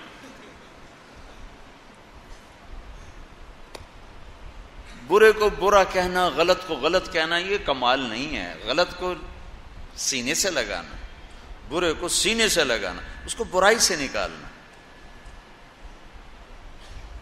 اس کو گندگی سے ہٹانا مقصود ہے، اس کو گندا کرنا مقصود نہیں ہے. اس کو غلطی سے ہٹانا مقصود ہے، اس کی توہین مقصود نہیں ہے. بل اسلام طیب الکلام اطعام الطعام، میٹھا بول کھانے کھلانا. مل اسلام تسلم قلبک للہ، دل اللہ کو دے دے. وان یسلم المسلمون من لسانک ویدک، تیری ہاتھ اور زبان سے لوگوں کو نقصان نہ پہنچے. وہ کہنے لگا مل ایمان، ایمان کیا ہے؟ تو مشہور حدیث ہے ان تؤمن باللہ وملائکتہ وکتبہ ورسلہ والبعث بعد الموت. اللہ، فرشتے، کتابیں، رسول، آخرت، ملائکہ اور موت کے بعد کی زندگی کو ماننا ایمان. اس سے اگلا مرتبہ یا رسول اللہ مل ایمان؟ تو آپ نے کہا الصبر والسماحہ. ایمان کیا ہے؟ صبر کرنا، معاف کرنا، صبر کرنا، معاف کرنا. میں قربان جاؤں اپنے نبی کے سیرت پڑھا کرو، اللہ کے نبی کی زندگی پڑھا کرو. واحد ہستی ہیں جن کی ہر ادا کو اللہ نے محفوظ رکھا ہے. کفار مکہ آپ کو گالیاں دیتے تھے اور صحابہ میں جوش اڑتا تھا کہ گردن اڑا دیں. یقیناً ایمان کا تقاضا کہ بھائی اس کو جان سے مر جاؤں یا مار دوں. اب میرے نبی جن کی براہ راست ان کو یہ گالیاں سننے کو مل رہی ہیں، موجود ہیں، وہ انہوں نے اس کو پھیرا کیسے؟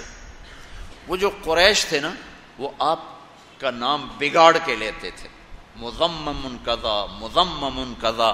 محمد کے وزن پر کہتے مذمم، محمد جس کی تعریف کی گئی ہو، مذمم جس کی برائی کی گئی ہو. یہ مذمم ایسا ہے، مذمم ایسا ہے، مذمم ایسا ہے. تو صحابہ میں اشتعال دے کر آپ نے کہا ارے بھائی مجھے تو نہیں برا کہتے ہیں یا رسول اللہ، یہ آپ کیا کہہ رہے ہیں؟ آپ کو کہتا ہے بھائی نہیں مجھے، میرا نام تو محمد ہے، وہ تو مذمم کو گالیاں نکالتے ہیں، مجھے تو نہیں نکالتے، وہ تو مذمم کو گالیاں نکالتے. آئے ہائے سبحان اللہ، کیا کمال ہے، مجھے نہیں گالیاں دیں، مذمم کو گالیاں. حالانکہ آپ کو بھی پتہ ہے کہ مجھے ہی، اور صحابہ کو بھی پتہ ہے کہ آپ ہی کو کہہ رہے ہیں، لیکن ان کے جذبات کو ٹھنڈا کرنے کی اور آخری حد تک ان سے معاملہ نرم رکھنے کے لیے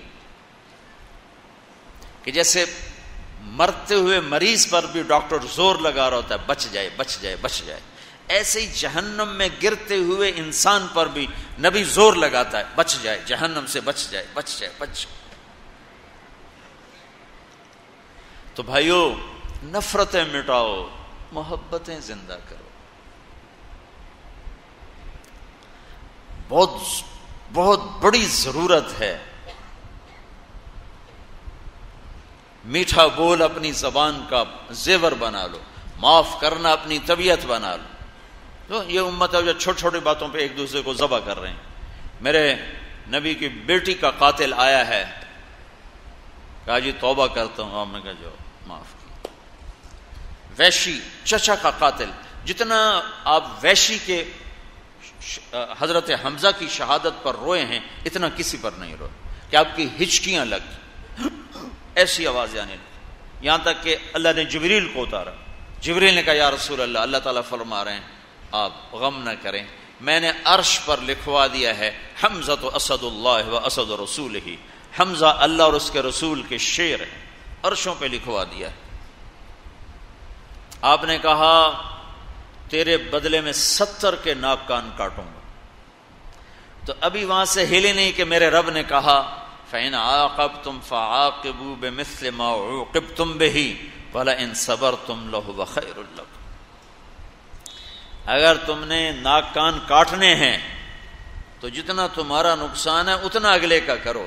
ایک کے کٹے ہیں ایک کے کاٹو، ایک کے کٹے ہیں ایک، جس نے کیا تھا اس کو، کسی اور کا نہیں، اس کو. اور اگر اس کو بھی معاف کر دو تو بڑی اچھی بات. تو ہمارے نبی نے کہا بل نصبر، یا اللہ ہم نہیں، ہم صبر کریں. تو آپ اتنا روئے تھے اور پھر 70 دفعہ نماز جنازہ پڑھائی، 70 دفعہ نماز جنازہ پڑھائی. دنیا میں کسی کی ایسے نماز نہیں پڑھی گئی.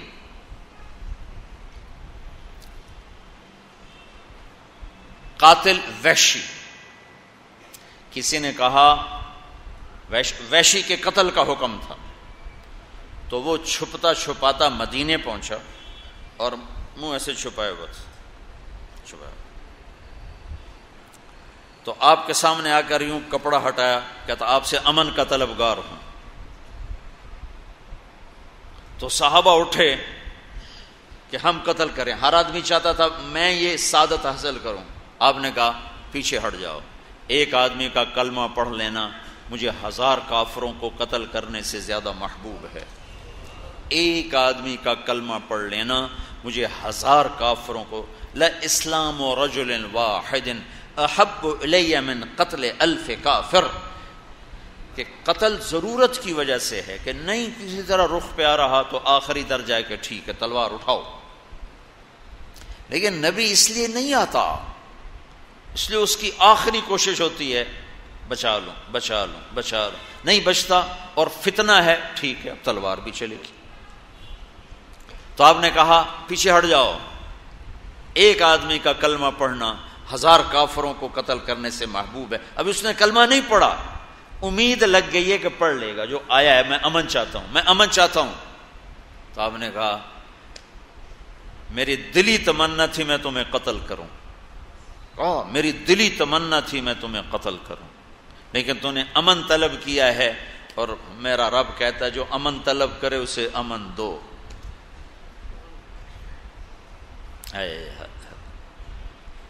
تو اب یہ بات چیت شروع ہونے لگی، کس سے؟ چاچے کے قاتل سے۔ وحشی کہتا ہے آپ کا رب کہتا ہے جو شرک کرے گا، زنا کرے گا، قتل کرے گا، وہ جہنم میں جائے گا۔ میں نے یہ سارے کام کیے ہیں۔ والذین لا يدعون مع اللہ الہا آخر ولا يقتلون النفس التي حرم اللہ الا بالحق ولا يزنون، شرک، قتل، زنا، ومن يفعل ذلك يلقى اثاما، جو یہ کرے گا تباہی دیکھے گا، جہنم میں جائے گا۔ تو کیا میرے لیے کوئی راستہ ہے؟ تو اللہ کے نبی نے کہا، اللہ کہتا الا من تاب وآمن وعمل عملا صالحا فاولئک یبدل اللہ سیئاتہم حسنات وکان اللہ غفور الرحیم، جو ایمان لائے گا، جو توبہ کرے گا، جو عمل اچھا کرے گا، اللہ اسے معاف کر دے گا۔ تو وہ وحشی کہنے لگا یہ تو بڑی اوکھی شرطیں ہیں، یہ تو نہیں میں پوری کر سکتا، کوئی آسان راستہ بتائیں۔ یہ چاچے کے قاتل سے بات ہو رہی ہے، وہ کہہ رہا کوئی اور راستہ بتائیں۔ تو آپ نے دوسری آیت پڑھی، ان اللہ لا یغفر ان یشرک بہ ویغفر ما دون ذلک لمن یشاء، اللہ ایک شرک معاف نہیں کرے گا، باقی جسے چاہے معاف کر دے۔ تو ویسے کہنے لگا جسے چاہے معاف کر دے، اور مجھے نہ کیا تو پھر مجھے کیا فائدہ؟ کوئی اور بتائیں، جسے چاہے معاف کر۔ تو اگر ان میں نہ آیا تو میرے کلمے کا کیا فائدہ؟ کوئی اور ہے آپ کے پاس؟ تو آپ نے کہا ہاں، میرا رب کہتا ہے یا عبادی الذین اسرفوا علی انفسہم لا تقنطوا من رحمت اللہ ان اللہ یغفر الذنوب جميعا، اے نافرمانو نا امید نہ ہو، تم توبہ کرو، سارے معاف کروں گا۔ کہنے کا ہاں یہ ٹھیک ہے۔ پھر اس نے کلمہ پڑھا۔ پھر ہمارے نبی نے پوچھا میرا چاچا تو شیروں جیسا شیر تھا، تیرے ہاتھوں قتل کیسے ہو؟ کہا جی میں تو ان کے قتل کو سوچ بھی نہیں سکتا تھا، وہ تو سوئے ہوتے تو میں ان کے قریب نہ جاتا۔ مجھے تو مطعم بن عدی نے کہا تھا کہ تم حمزہ، علی، محمد صلی اللہ علیہ وسلم رضی اللہ عنہما، ان تین میں سے کسی ایک کو قتل کر دو میں تمہیں آزاد کر دوں۔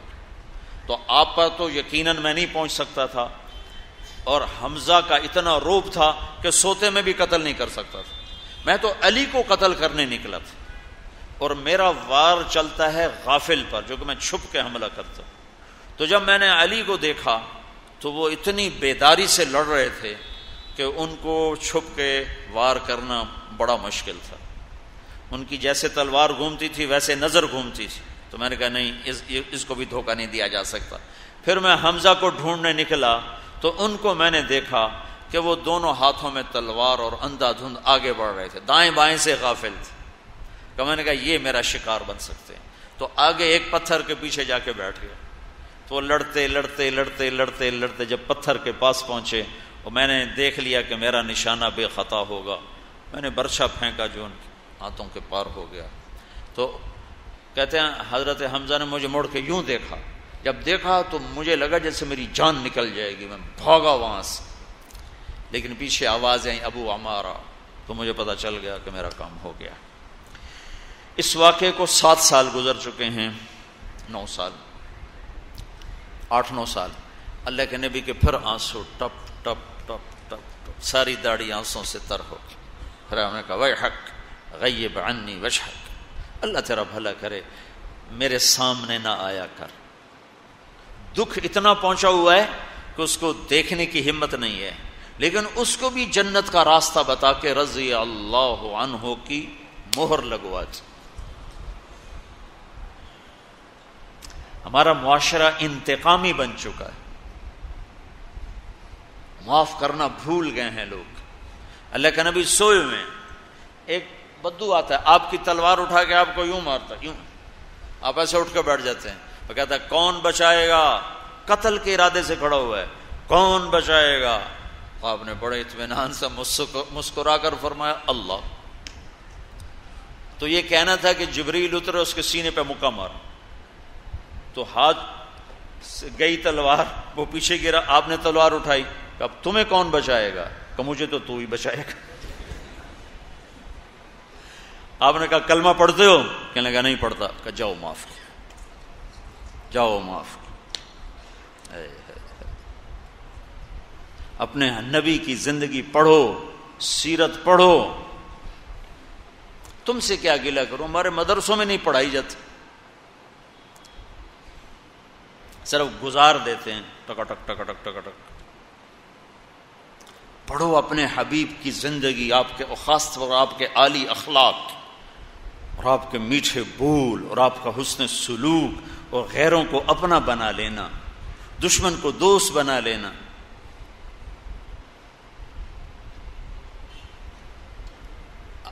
آپ نے فرمایا اسلام کا سب سے مضبوط عمل کیا ہے؟ صحابہ نے کہا نماز۔ ہم نے کہا نہیں، جہاد نہیں، روزہ نہیں، حج نہیں، صدقہ نہیں۔ کہ یا رسول اللہ پھر آپ بتائیں۔ کہ اسلام کا سب سے مضبوط عمل اللہ کے لیے محبت کرنا ہے اور اللہ کے لیے بغض رکھنا ہے۔ اللہ کے لیے بغض ایک واقعے سے بتاتا ہوں، ویسے سمجھنا مشکل ہوگا۔ خیبر کی جنگ میں حضرت علی اور یہودی کی پنجہ آزمائی ہوئی۔ اصل نے یہودی کو گرایا اور سینے پر چڑھے قتل کرنے، تو اس نے منہ پہ تھوک دیا تو چھوڑ کے کھڑے ہو کہ چلو دوبارہ۔ کہنے لگا کیوں؟ کہ پہلے میں تمہیں اللہ کے لیے قتل کر رہا تھا، جب تو نے میرے منہ پہ تھوکا تو مجھے غصہ آ گیا ذاتی، اب یہ قتل میری ذات کی وجہ سے ہوتا، اللہ کی وجہ سے نہیں، لہذا ہم دوبارہ لڑیں گے۔ انہوں نے کہا یہ پڑی تلوار مجھے کلمہ پڑھا تھا۔ یہ ہے بغض للہ۔ تو بھائیو، آج میرے دیش کو بڑی ضرورت ہے محبت کی، نفرتوں نے آگ بھڑکا دی ہے، اور خاص طور پر یعنی کراچی شہر تو خاک و خون میں لوٹ رہا ہے۔ ہم سب گناہ گار، اللہ کی بارگاہ میں توبہ کریں، اللہ کے سامنے روئیں دھوئیں، محبت پھیلائیں، اور اس دعوت کی محنت کو لے کر گھر گھر در در پھریں۔ یہ ایک آخری سہارا ہے جس سے یہ آگ ٹھنڈی ہو سکتی ہے، ورنہ اس کے ٹھنڈا ہونے کا نہ کوئی حکومت کے پاس اس وقت علاج ہے، اور نہ کسی ادارے کے پاس اس کا علاج ہے، اور نہ کسی اور کے پاس اس کا علاج نظر آتا ہے۔ یہ تبلیغ کا کام ایسا ہے کہ یہ نفرتوں کو مٹا دے۔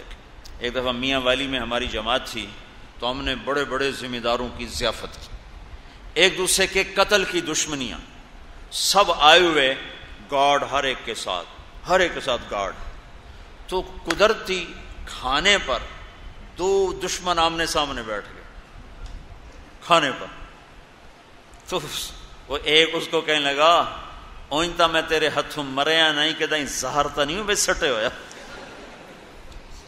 ویسے تو میں تیرے ہاتھوں قتل نہیں ہو سکا، تو کہیں اس میں تم نے زہر تو نہیں ملایا؟ وہ نہیں یہ تبلیغ والے دی روٹی تو بھی کھا میں بھی کھانا، آپ چنگے ہو جیسا۔ تبلیغ کی محنت میں یہ آس ہے کہ اگر آپ سنجیدگی کے ساتھ اس دعوت کی محنت کو کرو تو یہ فتنے دب سکتے ہیں، ورنہ یہ حکومتوں کے بس کی نہیں ہے۔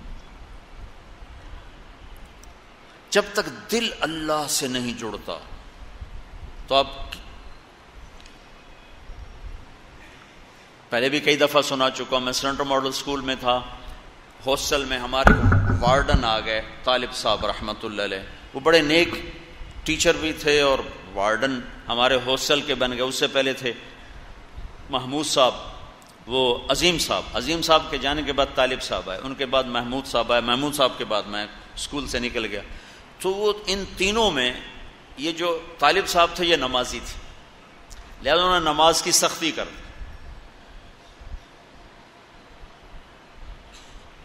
تو ایک میرے ساتھ خود واقعہ ہوا، ایک واقعہ میرے روم میٹ گئے، یعنی دو واقعے اکٹھے مختلف موقع پر۔ عشاء کی نماز، رمضان کا مہینہ، اور میں نماز پچھلی سر، تو میرا روم میٹ مر گیا، مرحوم جاوید نام تھا اس کا، اس نے میرے قریب آ کر نماز کی نیت باندھی، 4 رکعات نماز عشاء واسطے طالب حسین دے، اللہ اکبر۔ تو مجھے بھی کوئی نماز کا پتہ تو تھا نہیں، تو میں نے نماز توڑ دی. میں کو ایک ہی کیتا ہی میں طالب حسین دی پڑھدا پیا, میں کوئی اللہ دی تھوڑا پڑھدا پیا.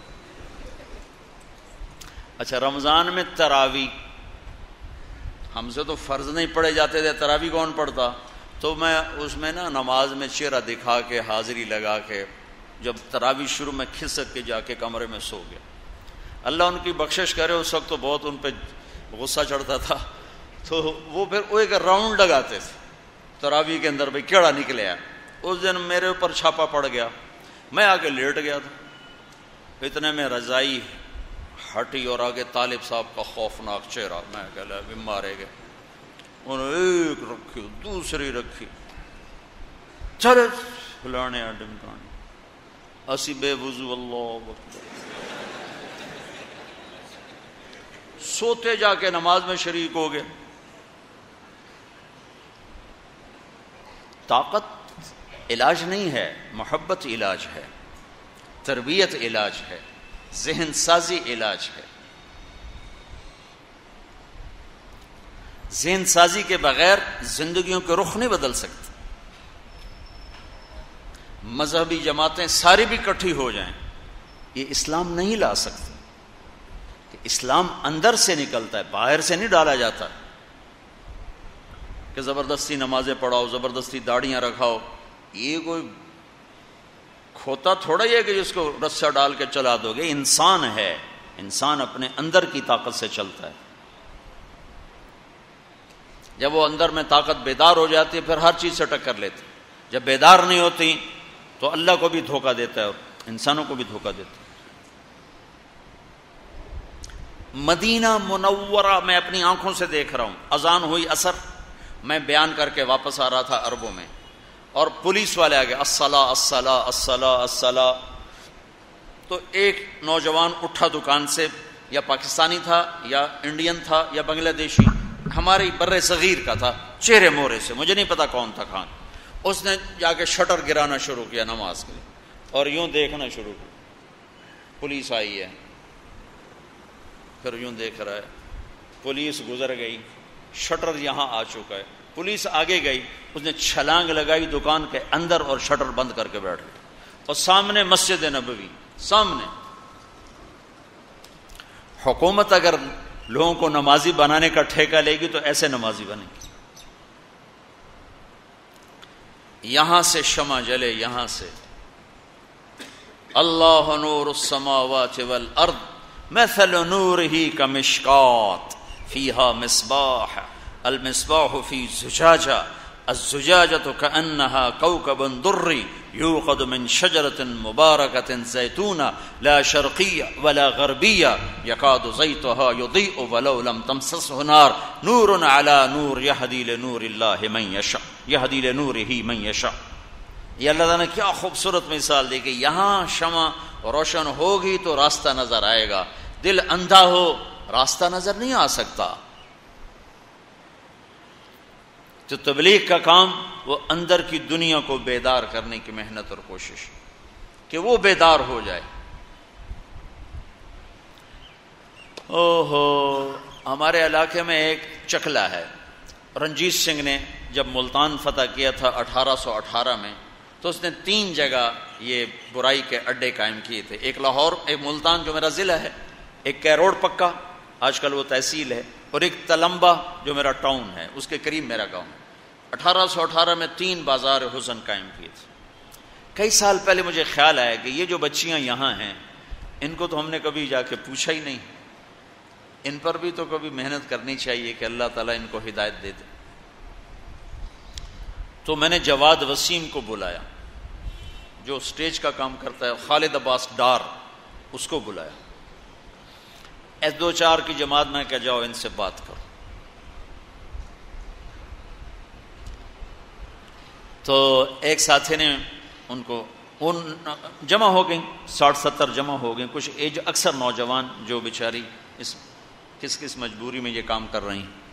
تو ہمارے ساتھی نے کہا, بیٹیوں میں آپ پر عزت کی چادر ڈالنے آیا. اب یہ کوئی جملہ, کوئی تقریر تو نہیں نا, ایک جملہ ہے, بیٹیوں میں آپ پہ عزت کی چادر ڈالنے آیا ہوں. تو انہوں نے پھوٹ پھوٹ کے رونا شروع کر دیا کہ یہاں تو لوگ ہمارے کپڑے اتارنے آتے ہیں، آپ کون ہیں جو ہم پہ چادر ڈالنے آئے ہیں؟ یہاں تو کپڑے اتارنے لوگ آتے ہیں، چادر ڈالنے والا تو کبھی کوئی نہیں آیا۔ اسے ایک بات نے ان کو رلا کے رکھ دیا۔ پھر ہم جا کے کارگزاری سنائی، میں نے کہا ان کو جمع کرو، میں بیان کروں۔ میں نے ان کو ایک جگہ جمع کیا، ان میں بیان کیا۔ 2-3 دن گزرے تو میرے پاس ایک لڑکی آئی، بڑی خوبصورت، تو اس کے ساتھ ایک ایجنٹ، تو مجھے کہا اندر گھر میں لیٹا ہوا تھا، جی باہر 2 عورتیں آئیں، تو عام طور پر وہ مانگنے والی ہوتی ہیں۔ میں نے کہا سن لو، جو کر سکتے ہو ان کو مدد کر دو۔ وہ دوبارہ واپس، جو کہتی ہیں ہم ادھر سے آئی ہیں، چکلے سے آئی ہیں۔ اچھا بلاؤ، بلایا تو ایک بچی اور ایک ساتھ 45-50 کی عمر کی عورت۔ کہا جی میرا نام فوزیہ ہے۔ وہ بچی نے کہا میں اس بازار کی ہوں، میں ڈانسر ہوں، دبئی جاتی ہوں، وہاں کام کرتی ہوں۔ تو میں نے آپ کی بات سنی، میں نے توبہ کی ہے۔ تو آج 3را دن ہے، میرے بھائیوں نے مار مار میرا حشر کر دیا ہے۔ وہ کہتے ہیں تمہیں ناچنا ہوگا، اپنے جسم کو بیچنا ہوگا، ورنہ ہم روٹی کہاں سے کھائیں۔ تو میں نے ان سے کہا مجھے ذبح کر دو، اب میں یہ کام نہیں کروں۔ تو میرا کوئی آسرا نہیں ہے، آپ میرا کوئی وظیفہ مقرر کر دیں۔ اور دوسری جو ساتھ تھی وہ نائکا تھی۔ نائکا بہت خطرناک کردار ہوتا ہے، نئی لڑکیوں کو پھنسانا، پھر گاہک تلاش کرنا، سودے کرانا، کمیشن لینا۔ ایک وہ تھی جو اس پورے چکلے کی انچارج تھی، اس کا نام عذرا۔ کہا میاں صاحب میں بھی توبہ کر لیے، میری 2 بچیاں جوان تھیں، گھنگرو باندھنے والی تھیں، تمہاری بات سن لی ہے، میں نے ان کے گھنگرو اتار دیے، ان کی شادی کروا دو۔ میں نے کہا میرے ذمہ، تمہارے سارے خرچے میرے ذمہ۔ پھر وہاں ہم نے تعلیم شروع کروائی۔ آپ کو 2.5 سال میں 20 جوان خوبصورت لڑکیاں توبہ کر کے شادی کر کے گھر آباد کر چکی۔ اور جب میں نے ان کی کہانیاں سنی تو میں بہت رویا کہ یہ تو بڑا مظلوم طبقہ ہے، ہم تو انہیں کچھ اور جانتے تھے تو کچھ اور نکلا ہے۔ انہیں نچانے والے اصل ظالم ہیں، ان کے پاؤں میں گھنگرو باندھنے والے ابھی بھی میاں صاحب بن کے بیٹھے ہوئے ہیں، مار صاحب بن کے بیٹھے ہوئے ہیں، چودھری صاحب بن کے بیٹھے ہوئے ہیں۔ ان کا کالر ابھی تک وائٹ ہے، اور جس کو گھنگرو بندھائے وہ طوائف بن گئی اور معاشرے میں گالی بن گئی۔ جس نے گھنگرو بندھوائے، جس نے نچوایا، جس نے ہائے ہائے ہائے ہائے اس حال تک پہنچایا، اصل ظالم تو وہ تھے۔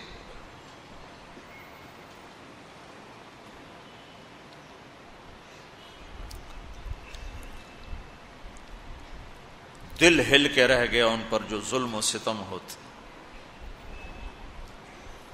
وہ جو تھی نائکا، اس نے بتایا کہ جی فلاں علاقہ، فلاں قوم، فلاں ذمہ دار، میں اس کی بیٹی ہوں۔ اس نے میری ماں کو بٹھایا ہوا تھا، میں اس کی بیٹی ہوں۔ وہ اسی طرح نواب بھی ہیں، سردار بھی ہیں، ان کی عزت پہ کوئی حرف نہیں آیا ہے، اور یہ طوائفیں بن گئیں۔ تو میرے بھائیوں، میں بات تو حج کی کرنے آیا تھا، وہ تو پتہ نہیں کہاں ادھر ادھر ہو گئی۔ تم لوگوں کو دیکھ کر موقع پہ جو بات اللہ نے دل میں ڈال دی کہ ہمیں اس وقت بہت ضرورت ہے آپس میں محبت کی، ایک دوسرے کو معاف کرنے کی، درگزر کرنے کی۔ میں تو یقین مانو یہ جو اس طرح کے خبریں پڑھیں، اتنے قتل ہو گئے، اتنے یہ ہو گیا، میں تو ان کے لیے دعا کرتا ہوں کہ یا اللہ اگر یہ اس حال میں مر گئے جو تو جہنم میں جائیں گے، یا اللہ تو ان کو بھی اپنا بنا لے۔ کہ میرے نبی نے فرمایا ایک آدمی کے قتل کرنے پر اگر پوری دنیا کے انسان اکٹھے ہو گئے اور قتل ناحق ہے، قتل ناحق ہے، قتل ناحق ہے، اور اس پر ساری دنیا 7 ارب انسان مار دو، مارے گا تو ایک ہی، لیکن میرے نبی نے فرمایا اس ایک کے بدلے میں اللہ پوری دنیا کے انسانوں کو جہنم میں ڈال دے گا.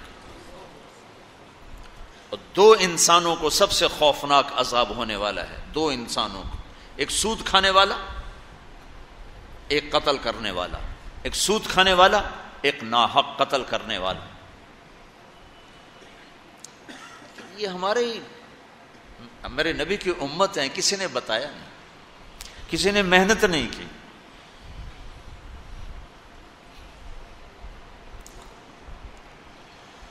آخری حج کا خطبہ آپ نے جو دیا، ہر دفعہ یہاں سے بات شروع کی، تمہارے جان مال ایک دوسرے کے لیے قابل احترام ہے، کسی پہ ہاتھ نہ ڈال. میرے نبی نے کبھی زبان سے کسی کو دکھ نہیں پہنچایا، کبھی زبان سے کسی کا نام لے کر اس کو رسوا نہیں کیا. زبان کی لگائی ہوئی آگ ہے جو آج سارے بھڑکتی ہوئی دیکھ رہے ہیں. تو بھائیو، محبت سے رہنا سیکھو، معاف کرنا، درگزر کرنا سیکھو، اپنے اللہ کے سامنے جھکنا سیکھو.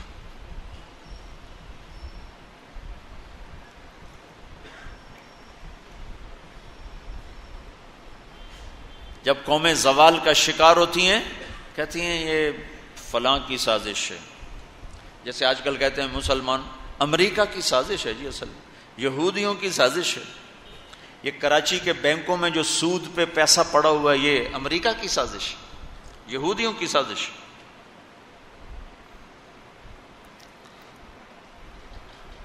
جو رات کو شراب چلتی ہے اور مجرے ہوتے ہیں یہ امریکہ کی سازش ہے، یہ یہودیوں کی سازش ہے. نوجوان اولاد ماں باپ کی نافرمان ہیں، یہ کسی دشمن کی سازش ہے.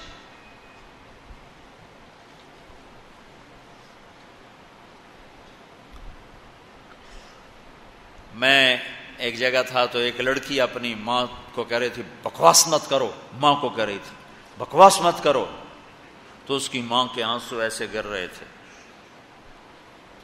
یہ امریکہ کی سازش. اور میرے نبی نے سے پوچھا گیا یا رسول اللہ قیامت کب آئے گی؟ آپ نے فرمایا اللہ کو پتہ ہے کب آئے گی. کا کوئی نشانی؟ کا جب ماؤں کو ذلیل کیا جائے گا تو قیامت آ جائے گی. ہمارے زوال کے اسباب باہر سے نہیں ہیں، ہمارے اندر سے ہیں. کتنی بڑی لعنت ہے جھوٹ. آپ نے فرمایا جب کوئی جھوٹ بولتا ہے تو 3 میل تک اس کی بدبو سے فرشتے بھاگ جاتے. 3 میل تک فرشتے بھاگ جاتے. تو پھر پاکستان کا کون سا بازار ہے جس میں کوئی رحمت کا فرشتہ آئے گا کہ ہر دکاندار جھوٹ بول رہا ہے، ہر بڑا چھوٹا تاجر جھوٹ بول رہا ہے، ہر سیاستدان جھوٹ بول رہا ہے. ہر سے مراد ہے 100 میں 99 نہیں، 1 لاکھ میں 99,999. کوئی 1 لاکھ میں شاید ایک کوئی سچا مل جائے. اور جس قوم میں جھوٹ اور ظلم اور خیانت پھیل جائے وہ قوم تباہ ہو جاتی. ان کو کسی دشمن کی ضرورت نہیں ہے، وہ اپنے دشمن خود ہیں. جیسے نشہ کرنے والے کا کوئی دشمن نہیں، وہ اپنی ذات کا دشمن خود ہے. تو ہم اوروں کو الزام نہ دیں کہ یہودیوں نے سازش کر دی اور عیسائیوں نے کر دی اور امریکہ نے کر دی. ہم نے خود کی. اسپین سے آخری ملک تھا یورپ کے سفر میں اسپین. تو قدم قدم پہ میں رویا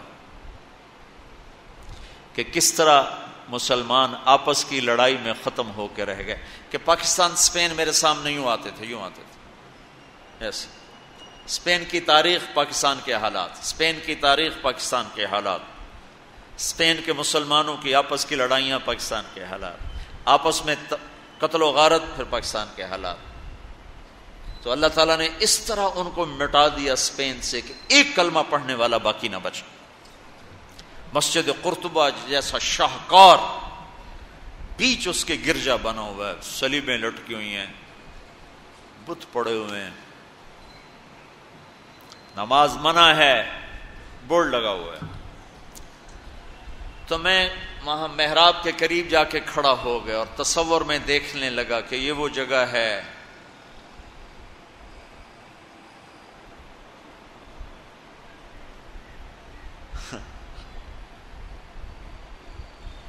تاریخ سے سبق نہ لینا بھی بڑا اندھیر پن ہے. یہ وہ جگہ ہے جہاں یحییٰ بن یحییٰ اندلسی کے درس ہوتے تھے، علامہ قرطبی کی تفسیر چلتی تھی، ابن عربی کے تصوف کے نکات کھولے جاتے تھے، ابن حزم کے فقہی مقالات سنائے جاتے تھے، بقی ابن مخلد جیسی شخصیات یہاں بیٹھ کے قال اللہ قال رسول کہتے تھے۔ ننگی عورتیں پھر رہی ہیں نکریں پہنی ہوئی، وہ تو ایک ان کے لیے تفریح کی جگہ بنی۔ میں تو آنکھوں سے بھی رو رہا تھا اور دل سے بھی رو رہا تھا، اور زیادہ رونا اس پہ آ رہا تھا کہ اپنا ملک دیکھ رہا تھا کہ آج میرے ملک کے لوگوں کو ہوش نہیں ہے، وہ کیا کر رہے ہیں۔ دین پہ نفرت، فرقہ واریت کی نفرت، سیاست کی نفرت، قوم کی نفرت، صوبوں کی نفرت، شہروں کی نفرت، زبان کی نفرت، کون کون سا زخم ہے جو اس جسم پہ نہیں لگا ہوا، اور کون کون سے زہریلے تیر ہیں جو اس پر نہیں چلائے گے۔ میں ایسے ہی کھڑا دیکھتا رہا، پھر میں محراب کے پاس جا کے کھڑا ہو گیا تو 700 سال پرانی قرآن کی آیات اب بھی اسی طرح لکھی ہوئی کھڑی۔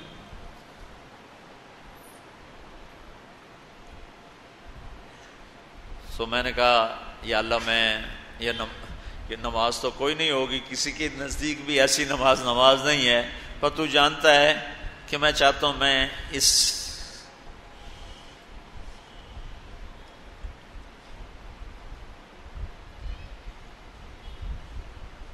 ارے میرے بھائیو، آپس کی نفرتیں مٹا دو اللہ کے واسطے۔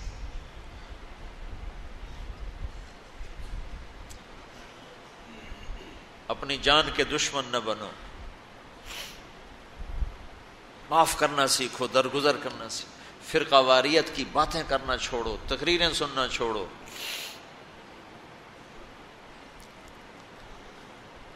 اب تاریخ میری کمزوری رہی ہے، میں بچپن سے تاریخ پڑھتا آ رہا ہوں، یہ تبلیغ میں لگنے سے پہلے ہی ذوق تھا تاریخ پڑھنا۔ جب تبلیغ میں لگے تو مدرسے میں آ گیا تو اور پڑھنے کا لگ گیا، پھر کچھ اللہ تعالیٰ نے یاد اچھی دے دی تو جو چیز پڑھی وہ یاد رہے گی، وہ سارا تسلسل، اور میں تو ایسے بس ڈوبتا ابھرتا رہا کہ یا اللہ آج میں یہاں اس دھرتی پہ سجدہ نہیں کر سکتا جہاں 700 سال جن اینٹوں نے سجدے کے لمس محسوس کیے، جن اینٹوں نے تیرے لاکھوں کروڑوں پیاروں کے آنسو جذب کیے، جن در و دیوار نے تیرے ہزاروں محبوب لوگوں کے واعظ و ارشاد سنے، جن کونوں میں تجھے یاد کرنے والے ہزاروں لاکھوں کروڑوں انہیں روشن کرتے کرتے کرتے آج اسی زمین کے نیچے سوئے ہوئے ہیں۔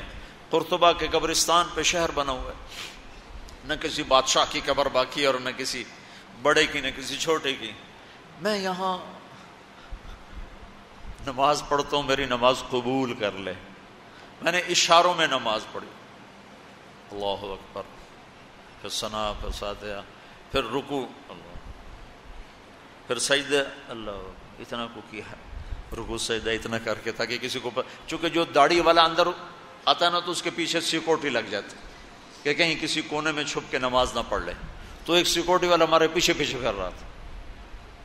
چلو یا اللہ میں بھی ان میں ہو جاؤں جنہوں نے اس مسجد میں نماز پڑھی تھی۔ اور میرا پاکستان اس دور سے گزر رہا ہے، نہ عوام کو ہوش ہے نہ خواص کو ہوش کہ کیا ہو رہا ہے۔ شاید اللہ تعالیٰ کسی کی فریاد پر آنکھیں کھول دے کسی کی۔ تو بھائیو، محبت سیکھو، درگزر سیکھو۔ اس تبلیغ سے خوبصورت محنت، سارے دین کی محنتیں حق ہیں جس سے خیر پھیل رہی ہو، جس سے لوگوں کو نفع پھیل رہا ہو، لیکن میرے بھائیو دنیا بھی پھری ہے، تاریخ بھی پڑھی ہے، اور کچھ اللہ تعالیٰ نے موقع دیا، بہت زیادہ سے مراد یہ نہیں کہ میں کوئی کتابوں کے انبار لگا دی، اپنی حیثیت کے مطابق میں آپ کو اندر کے یقین کے ساتھ کہتا ہوں کہ پہلے 300 سال کا تو کوئی مقابلہ نہیں، پہلے 300 سال کو چھوڑ کر ان 1100 سال میں تبلیغ جیسا کام کبھی نہیں ہوا. میں تمہارے سامنے ہاتھ جوڑتا ہوں، تبلیغ میں وقت دو. اگر اپنے اللہ سے تعلق بنانا ہے، اگر لوگوں کو اللہ کی طرف پھیرنا ہے تو تبلیغ میں جاؤ. بہت بڑا مجمع آیا ہوا ہے، صرف ہر مہینے 3 دن کی نیت کر لو کہ ہر مہینے 3 دن لگانے ہیں. کرو گے نیت؟ کرتے ہو نیت؟ ہر مہینے 3 دن لگانے شروع کر دو، تمہاری زندگی میں تبدیلی آ جائے گی. 6 بر اعظم کے انسانوں تک پیغام پہنچ رہا ہو، ہر زبان کے لوگوں کو ہدایت مل رہی ہو، ہر طبقے کو ہدایت مل رہی. جب طوائفوں کی طرف ذہن گئے، ان کا خسروں کو بھی تو لینا چاہیے، وہ بھی تو نبی کی امت، ان کے پاس پہنچ گئے. تو ہمارے علاقے کا سب سے بڑا ڈانسر اب اس کی داڑھی ہے، 5 وقت کا پہلی صف کا نمازی ہے. جب میری اس کی پہلی ملاقات ہوئی، میں نے کہا وہ کبھی نماز پڑھی؟ کہا جی کدی نہیں. کدی جمعہ پڑھے؟ جی کدی نہیں. عید پڑھی؟ جی کدی نہیں. میں کیوں؟ کہ جی یہ مولوی ساڑے نال نفرت کریں دن اور اساں بھی پراں رہ جانے ہیں، تو اساں پیار کیتا ایسی آ گئے ہیں. اس کا چلا بھی لگ چکا ہے، داڑھی بھی رکھ لی ہے. ایک مجھے ملا وہ یہی اس کے بال کٹوائے، سارا کچھ سٹ کیا، اور کچھ عرصے بعد پھر میں دیکھو نا سرخی لگائی، وہ فوٹو وہ تینوں کی بڑی. اس نے میں اپنے واقعہ سنا، کہا جی میں مسجد میں گیا نماز پڑھنے، تو مولوی صاحب نے آکھیا اے خسرا کدے اندر وڑا ہے، انہوں باہر کٹو، انہوں باہر کٹو.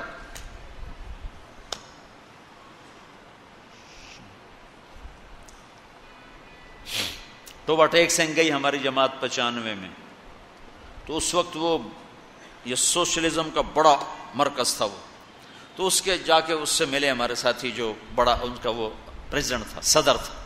اس نے کہا جی مسلمان ہوں، کافر نہیں ہوں. مسلمان کافر نہیں ہوں، سوشلزم سے متاثر ہیں. تو اس کی ہم بات کرتے تھے، ہم پر دہریے کا لیبل لگنا شروع ہو گیا، دہریے دہریے دہریے.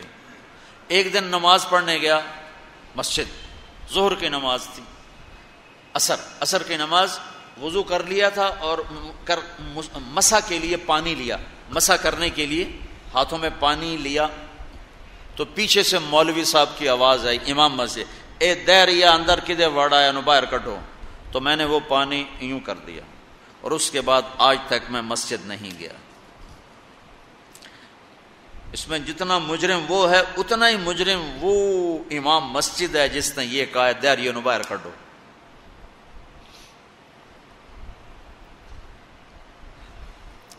تو بھائیو بہت بڑا مجمع بیٹھے ہو اوپر نیچے، اور اکثر نوجوان نظر آ رہے ہو.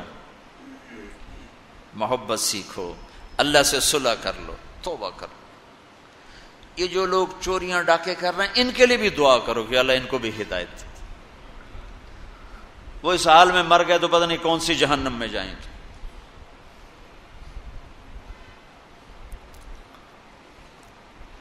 تو نیت کرتے ہو سارے؟ ایک نیت میں اور کروایا کرتا ہوں کہ بھئی آج تک جو ہوا آئندہ توبہ، صلح کر کے اٹھیں، اللہ کی بارگاہ میں صلح کر کے اٹھیں. تو اس کی بھی نیت کرتے ہو؟ ابھی تمہارے آنے سے پہلے اسپین کے ایک ساتھی سے بات ہو رہی تھی، وہ جو میں آخر میں توبہ کرواتا ہوں، انہوں نے کہا جی آپ تو چلے گئے ہیں اور ہمیں مسلسل خبریں آ رہی ہیں، چونکہ وہاں پاکستانی بہت زیادہ شراب کا کام کرتے ہیں، ان کے ہوٹلز ہیں تو ہوٹل میں شراب چلتی ہے. انہوں نے کہا جی مسلسل ہمارے لوگ کہ اسی جی توبہ کیتی ہے بھائی، اسی شراب ویچنی بند کرتی، شراب بند کرتی. مختلف جگہوں سے خبریں آ رہی. کہا جی ہم نے وہاں توبہ کی، ہم نے سوچا تھا مکے جائیں گے، وہاں جا کے توبہ کریں گے، لیکن وہ تو ادھر ہی انہوں نے ہمیں توبہ کروا دی، تو بس یہ ہماری توبہ. تو ایک یہ کہوں گا کہ توبہ کر کے اٹھو، ٹھیک ہے؟ جو پیچھے گزر گئی یا اللہ معاف کر دے، آئندہ تو اس سے صلح کر کے چلیں گے. اور اگر کبھی پھر ٹوٹ گئی تو یہ کون سا اوکھا کام ہے، پھر توبہ کریں گے، پھر معافی مل جائے گی. اس دربار میں معافی کے سوا تو معافی سے معاف کرنے سے زیادہ محبوب عمل کو نہیں اللہ کی بارگاہ. تو توبہ کی بھی نیت کرتے ہو تو کہو یا اللہ میری توبہ، پھر کہو یا اللہ میری توبہ، پھر کہو یا اللہ میری توبہ. اللہ قبول فرما لے. اب حج والوں سے کوئی موقع ملا تو کر لوں گا، ورنہ وہیں مکے چل کے بات کریں گے. لیکن آپ بھائیو، ہو سکتا ہے اس وقت کی بات یہی ہو جو اللہ نے کہلوائی، ضرورت اسی کی ہو. میں آپ سے گزارش کرتا ہوں، محبت سیکھو، معاف کرنا سیکھو، ماں باپ کے آگے چپ رہنا سیکھو، بیوی کی کمی بیشی برداشت کرنا سیکھو، حتیٰ کہ اولاد کی کمی بیشی پر بھی ایک دم سیخ پانا ہو جاؤ، ہاتھ نہ اٹھاؤ، صبر کرو، حوصلے سے کام لو اور ان کو پیار محبت سے سمجھاؤ. سہیل احمد مشہور اداکار ہے. 96 میں ہم نے اداکاروں میں بھی کام کیا تھا. تو اس وقت ہم ایک مرید کے، ہماری جماعت تھی جو ہمارے ساتھ تھا، گجرانوالے کا. مجھ سے کہنے لگا مولانا میرا باپ DSP ریٹائر، زندگی پر 1 روپیہ حرام نہیں کھایا، 1 روپیہ رشوت نہیں. اب بے تکلف ہو چکی ہے، تعلق بن چکا ہے. تو میں کہتے تو کڑے حرام کھاتے بڑھ گئے. میں نے آگے کہا تو کڑے حرام کھاتے بڑھ گئے، تو کیوں اس غلط کام میں چلا گیا؟ کہا جی بس کیا بتاؤں، 8ویں جماعت میں تھا، فلم دیکھنے چلا گیا. واپس آیا تو میرے باپ کو پتہ چل گیا میں نے فلم دیکھی. تو اس نے پولیس والا بوٹ اٹھایا اور مار مار مار مار میرے سر سے خون نکال دی. تو میں نے دل میں کہا تو نے مجھے فلم سے روکا ہے، میں تمہیں اداکار بن کے دکھاؤں گا. کہا یہ وہ شیطانی ضد پر آج یہ ہو رہا. تو اپنی اولاد کے ساتھ، استاد و تو شاگرد کے ساتھ ہمارے ہاں سختی ہے. اسکول ٹیچر بھی، مدرسوں کے مدرسین بھی بہت شدت کا لہجہ، سختی کا لہجہ، کان پکڑوانے، مارنا پیٹنا، یہ انسانی طریقہ نہیں ہے.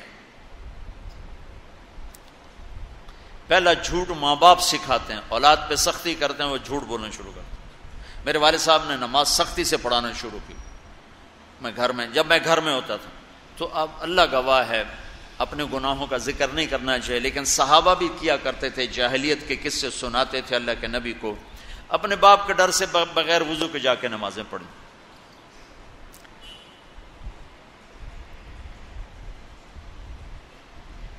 ایسی شدت نہ ہو کہ زبان جھوٹ کی آتی. 4تھی جماعت میں تھا میں. ہمارے استاد تھے ماسٹر شفیع صاحب رحمۃ اللہ علیہ، بڑے محنتی استاد. اس زمانے کے استاد ہوتے ہی محنتی تھے لیکن مارتے بہت. انہوں نے ہمیں حساب کا سوال لکھایا، سلیٹیں ہوتی تھیں اس پر. اب میں کوئی 12ویں نمبر پہ بیٹھا ہوا تھا اور جو جا رہا ہے آتا نہیں، ٹھو ٹھو ٹھو ٹھو، سوٹے بھی مکے بھی. میں کہہ رہا ابھی مر گئے، مجھے بھی نہیں آتا تھا اور میں انتظار کر رہا ہوں کہ یا اللہ میں اس سے نکلوں کیسے. سوال تو آتا نہیں، پکی گل ہے، سوٹے ہی ہیں. اب میرا چھوٹا ذہن اور میں سوچ رہا ہوں کہ کیا چکر چلاؤں. تو تھوڑا سا بیک گراؤنڈ یہ ہے کہ میرے چونکہ ہمارا زمیندارہ ماحول تھا تو استادوں کو گھر ہماری طرف سے گندم جاتی تھی، چاول جاتے تھے، گھی جاتا تھا، آٹا جاتا تھا، مکھن جاتا تھا، چینی جاتی تھی، مرچیں جاتی تھیں، جو سیزن پہ تو وہ جاتی تھی. تو کوئی 2 مہینے پہلے میرے استاد جی نے کہا تھا کہ پتر مرچاں بھجوا دے. ابے نو آخی مرچاں بھجوا دے. وہ میں بھول گیا کہنا بھول گیا. تو اب میں بیٹھا سوچ رہا ہوں یا اللہ جان کیسے بچاؤں. وہ 2 مہینے پرانی بات یاد آ گئی. جب میرے سے آگے 2 لڑکے رہ گئے اس وقت یہ سارا پچھلا کمپیوٹر کھلا تو میں اٹھ کے گیا. میں نے کہا استاد جی ابا جی پہ آندین کل مرچاں پہنچ جا سن. ابا جی پہ آندین کل مرچاں پہنچ جا سن. انہوں نے کہا شاباش میرا پتر تو بائے جا.